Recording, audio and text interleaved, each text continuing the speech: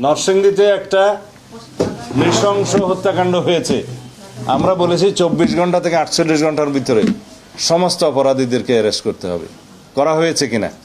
আরো 2-3টে এরকম ঘটনা হয়েছে, সবগুলোকে আমরা করছি।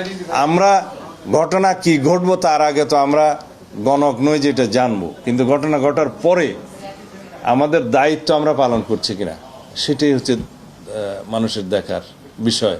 আমরা সেটা জনগণকে দেখাতে পেরেছি। আইন শৃঙ্খলা বাহিনী কতটা আন্তরিক, কতটা কঠোর, এই সমস্ত বিষয়ে সেটা আশা করি জনগণ ইতিমধ্যে বুঝতে পেরেছে।